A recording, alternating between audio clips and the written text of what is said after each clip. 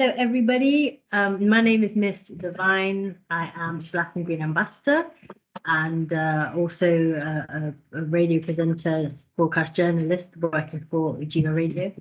I wear many hats: DJing, presenting, hosting stages, artist management, and now I am, as a result of the Black and Green Ambassador Program, I am now a environmentalist. So the Black and Green Ambassador Program, it's a citywide program empowering new leadership to engage diverse communities and empower other communities to kind of take more of a lead in the environmental movement. And what we do as ambassadors is to help to connect academia with grassroots, and just so that we can make sure that the environmental movement is more inclusive, because as this climate emergency is disproportionately affecting Black and brown people globally, the melanated majority, we need to make sure that everybody is included in this environmental conversation moving forward. So yeah, we just make sure that we're here to make sure that there is inclusivity, representation, and yeah, just getting those brown and black faces in white environmental spaces, because the environmental sector is very, very, very white. Just is what it is. It's very, very white indeed. But yeah, so I have been with my colleagues an ambassador for just over a year, and prior to that I had no knowledge or understanding of the environmental movement at all. I didn't even know that there was a movement. I didn't realize it existed. So in 12 months I've learned, well, the girls and I, we've learned so much. We've come so far, and had extensive training, and community engagement training, TED Talk training, which has kind of catapulted us to be able to actually kind of administer community engagement and code switch and go into communities who are not represented, who are excluded, and kind of bring the message to them. We've come so far, we've met so many amazing people, and we actually last week we were hosting some of the stages at the Blue Earth Summit, which is a big deal. So I don't know if anyone here is familiar with the Blue Earth Summit. But we had a panel discussion, yeah, and kind of really took up space there, which was amazing. And yeah, the Blue Earth Summit, just like, for example, Triodos Bank, they're making a big conscious effort to make sure that them as organizations and businesses and institutions, making sure that they hold the door open so that we can come in, and they're doing their bit basically to make sure the movement is inclusive. But that's enough about me. I'm going to hand over to Rosina to do her intro before we move forward. Yeah, so you've kind of summarised quite a lot. So there's not much more to add apart from, I guess, my personal journey into this, because you should have a clear idea about what the Black and Green Ambassador Programme is about. But just to reinforce it, we're there to increase representation and inclusivity within the environmental movement, and that involves decolonizing the movement, and a lot of our work is centered around in community engagement, where we try and make this more accessible space for people who look like us or who disengage from the movement for whatever reason to engage, and we collaboratively explore what those barriers are, whether they're perceived, whether it's something that can be done to remove those barriers. And in fact, I've started to move away from the term barriers and embracing the word hurdle, because it communicates more clearly how there's an extra effort that we have to put in to exist, not only exist, but also to have meaningful action, with not only to exist, but to have a meaningful involvement in the movement. And also it demonstrates how these restrictions can be overcome, and how we are here to take lead in that. So we're trying to inspire other people, other Black and brown people, to not only take up space, but take lead in reshaping the movement. We not only do community engagement with members of Black and brown communities or communities that don't feel represented in the movement, we also work with organisations, initiatives, any group, any person who is leading in the movement, but are mostly sort of white dominant spaces that want to be more inclusive but don't know how to be. So we like to refer to ourselves as our role is our community engagement officers, basically, environmental, that's the word, environmental community engagement officers. And it's very broad because the environment is connected to everything. We're constantly interacting with our environment, and we do place an emphasis on how the environmental movement, environmental justice is social justice is environmental justice. It's a very intersectional thing, and there's so many different jigsaw pieces to that whole movement, when it comes to food, when it comes to help me out here, because there's so much that it's exhausting. It's like it's almost infinite list of things. So food, waste. There's also fuel poverty. Lots of things intersecting. So we sort of try and have a more holistic and inclusive approach to our work as environmentalists. The thing of climate crisis is that it unites all social issues, and it helps you kind of realize that we all need to be on board. And in order for us to all to be on board, we need to start looking at how we can remove these hurdles.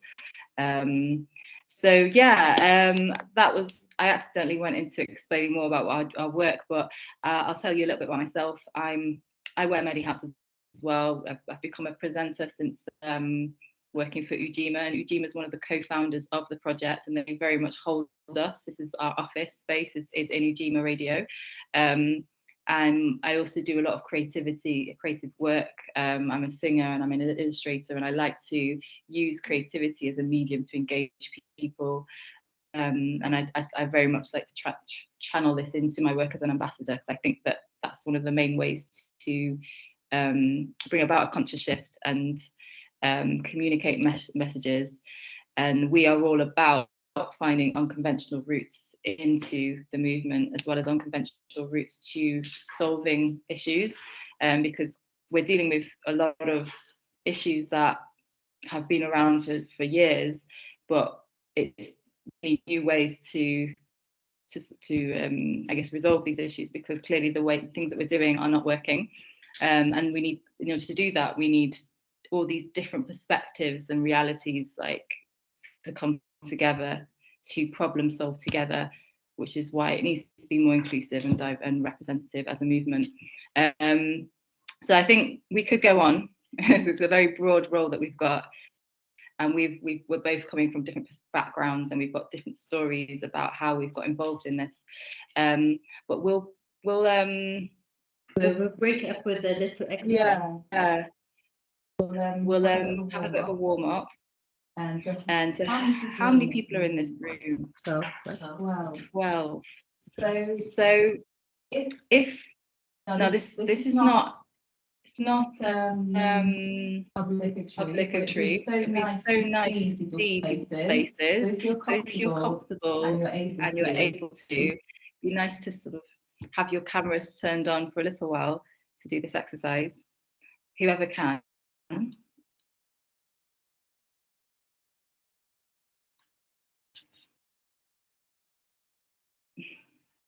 It's just always nice to see who's in the room and to feel more of a little community feel in this space, because a lot of people feel safer as well talking when they know who they're talking to. But I also understand that some people don't like to be on display, so it's about comfort both ways. So we've got a little warm-up one, and it's just a fun one because this topic of environmental justice can get quite heavy and emotional. So it's also about celebrating as well. So it'd be nice to know, have a bit of an introduction. Maybe some of you know each other already, but we don't know any of you. If we sort of go round and just say your name and maybe your role, and tell us what colour you're feeling today.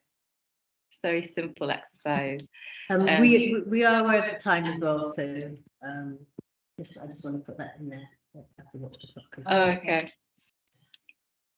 That's right. Thank you.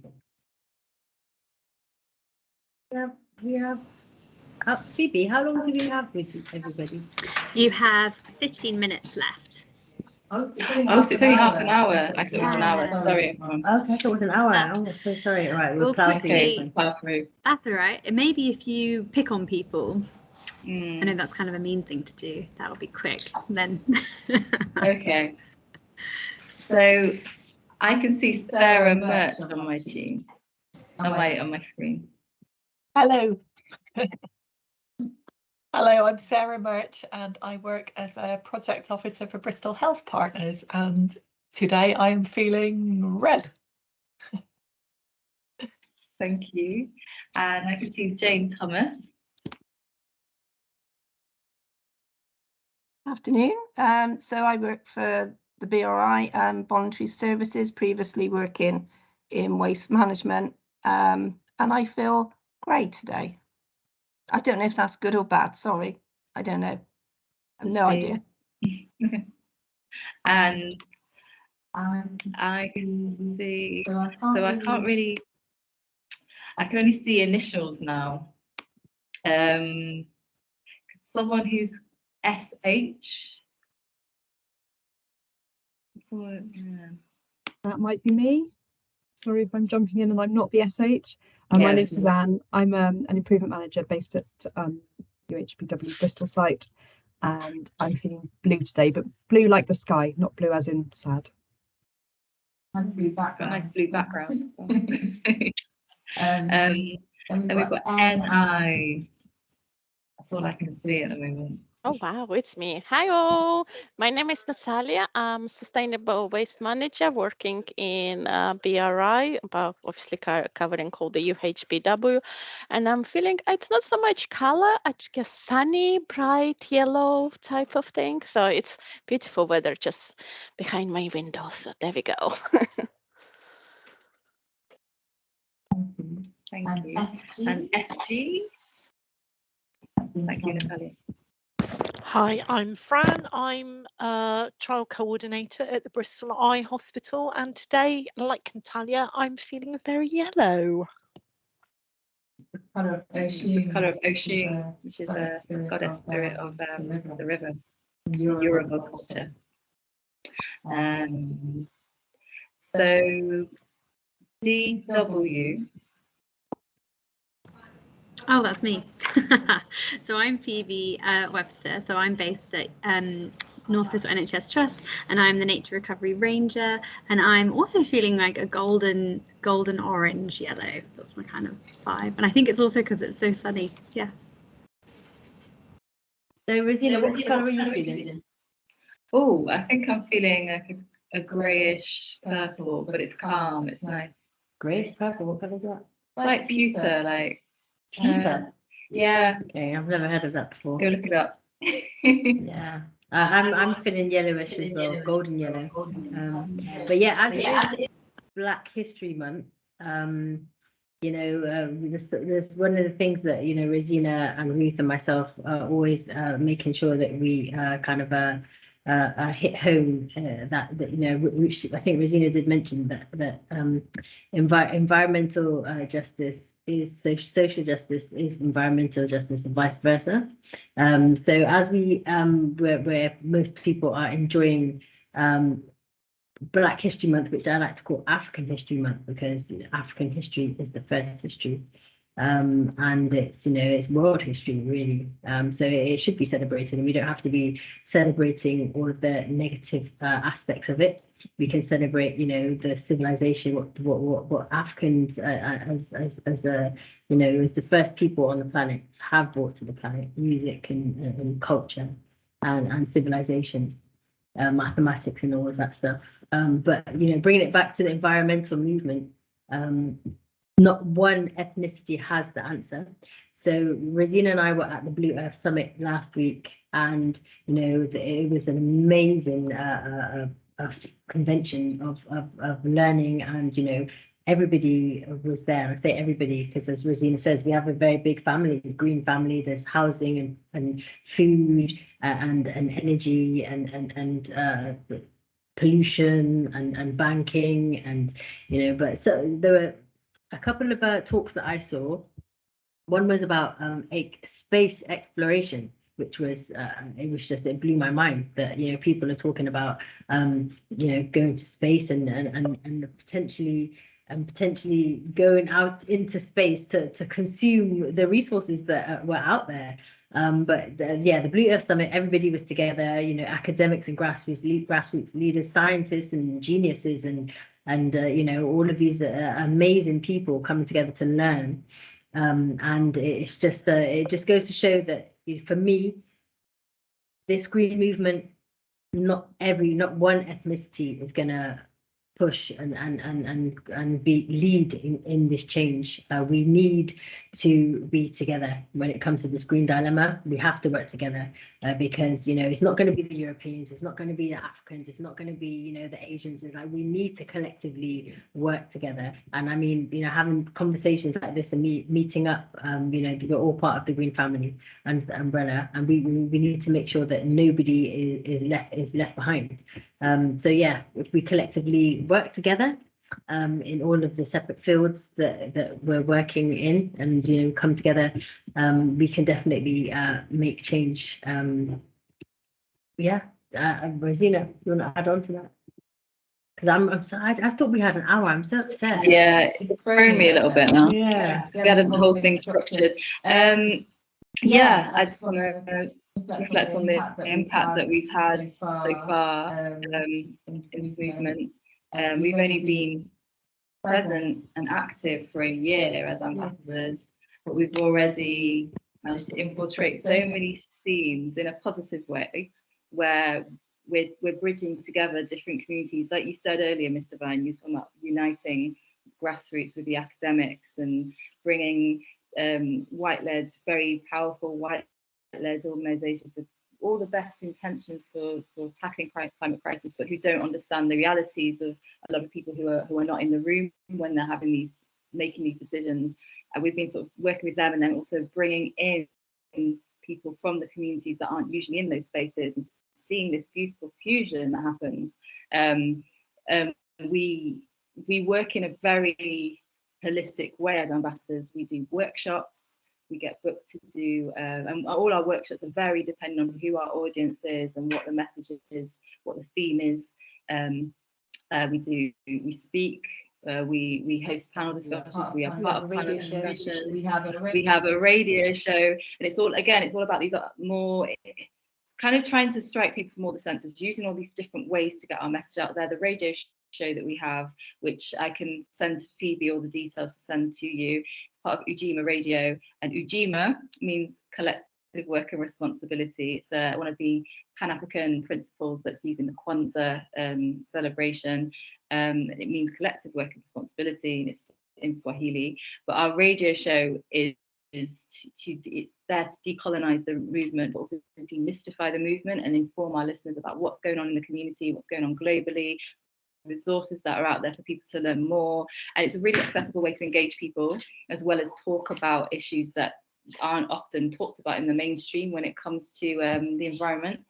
So we just that's to sort of give you an idea of how we work. It's a very in all directions. We also have our own personal research projects where we look at a specific issue that we think needs to have more light shed on, and work collaboratively with the community to explore our needs as a diverse community and navigate that issue. And it can also, it's when I say issue, it's not necessarily anything, it doesn't have to be negative.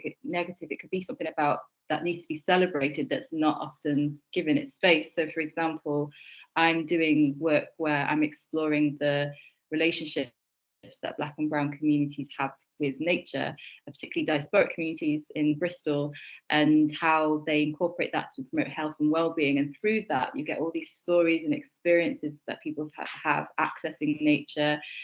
And it's also challenging that misconception that Black people aren't interested. It couldn't be further from the truth, because you get all this intergenerational knowledge and wisdom that's being brought through to the surface, and you realize that all these principles that are at the center of the climate movement, like sustainability, reciprocal relationship with the environment, where you give back more than you take, that's been at the center of so many cultures for centuries, in Asia, in Africa, in America. When I say America, I'm talking about the original communities there. So my project is about decolonizing the movement through celebrating the stories that are untold, and that not only benefits the people from those communities, because it shows that, oh, I am an expert and I do have a place in this, and it's that representation, but it benefits the wider community, because why wouldn't you want to share knowledge? Why wouldn't you want to sort of, share all these knowledge and skills? So that's what my research project is. Mr. Van, do you want to touch on yours? All right, we have 5 minutes left. I'll be very, very brief. My research project is about street pollution. It's called Hidden in Plain Sight. So although Bristol is leading and sounding the drum with the green movement in Europe, we're doing amazing work. There are some places in Bristol which are not as clean as others. So I've kind of named it uptown and downtown. So for example, uptown, Clifton Redland is much more cleaner, pristine than downtown. And I'm kind of exploring the dichotomy behind that. Why is, St. Paul's or Easton not as clean? There's more fly tipping, and connecting the resources, Bristol Waste, Bristol City Council, which is being very positive, so that, some communities understand that there are resources out there. They can pick up the phone and make a phone call. So that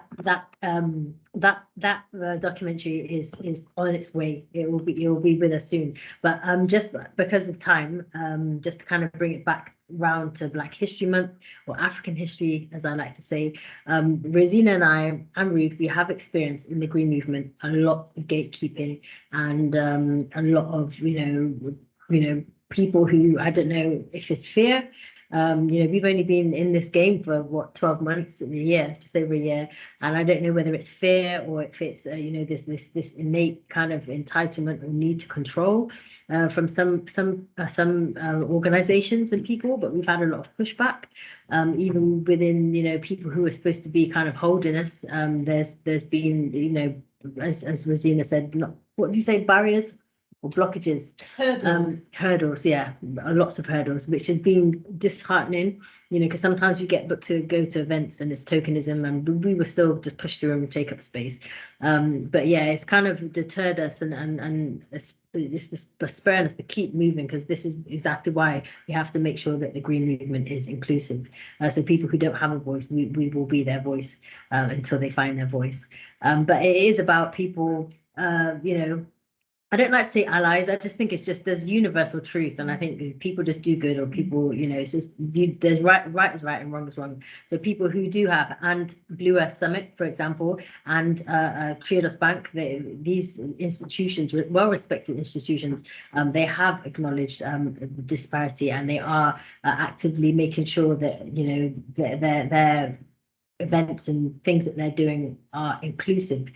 So it is about people with power, money, and influence giving up space, doing the right thing, and speaking up when you see things that are untoward. Actually speak out. That's what really matters. Speak out and call things out in real time.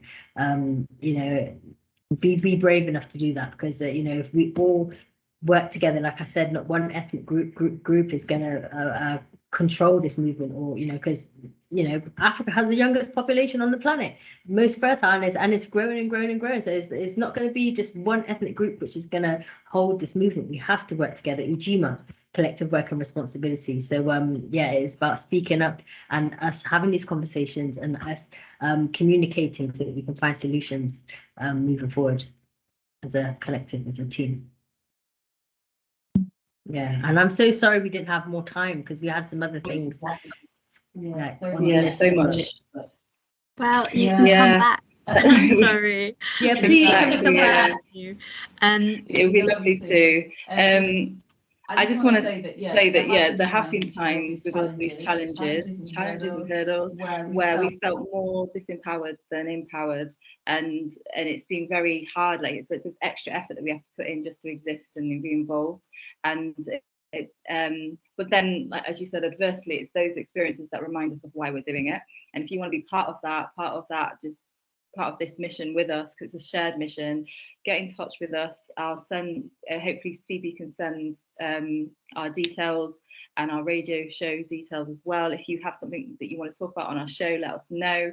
We're always there for booking, whether it's to do with training, whether it's to do with facilitating discussion, anything, we're there, any project, as long as it's about the environment and inclusivity, we're there. Yes. Yeah, so as Rosina said, we do have a radio show. So if you need something to be platformed or you've got an event happening, then please contact us, because we will definitely relinquish our platforms to you. Bang on 1 o'clock. Bang on 1 o'clock. There was an image I wanted to share right at the end of this. I'm not sure if we have time for it or not, but I emailed it to you, Phoebe. Yeah. Oh, I don't Well, know. I Maybe will you have could- a look. Maybe you and could we just can- describe it quickly, because of time. I might have sent it to the wrong Phoebe. No, you can describe it. Okay, basically, it was you probably heard about Vanessa Nakate, who's she's a Black environmentalist from I can't remember which country she's from. She's from an African country, and she has been doing a lot of work, and she's often described as the African Greta Thunberg, which I have an issue with, because like, why do we always have to be compared to other people who are white?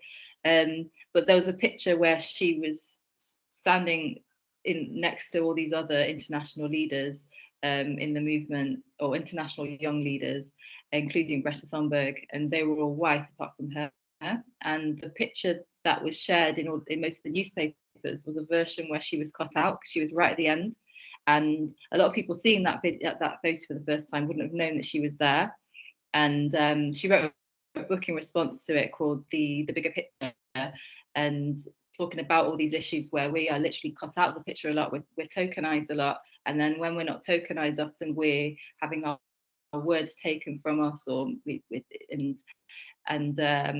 or just it's as if we're not there, we're not given the same space. So I guess a big takeaway from this is to think about our responsibility as a collective, how maybe reflect on your role and your position, your professional role, and think about, okay, how can I share my platform? What changes can I do in my workplace, in the way we approach things? How can we be more inclusive as well as sustainable? Because sustainability is also about inclusivity. And if you want to talk more to us, if you want some advice, just get in contact with us. If you want to book us, we're here. Yeah, I think that's about all we can have time for, really. But yeah. Did anyone have any quick questions they want to ask Mr. Vine or Rosina? No, I think we're good. Well, that was great. Thank you so much for coming today and speaking to us. Thank you for having us. I'm sure you'll be back as well. I'm sure you'll come back. I also want to recommend this book, On Earth, if you're Unearthed. to see it. Yeah. Unearthed. I hosted a discussion yesterday with the author, and it talks about roots and race, and just the environment and nature, and how colonization is at the center of the climate crisis and things like that. So I definitely recommend it. It's a very holistic exploration of that from a personal and a collective perspective. Unearthed by Claire Rattingham. Yeah. Thank you, Phoebe, for facilitating this short but sweet workshop.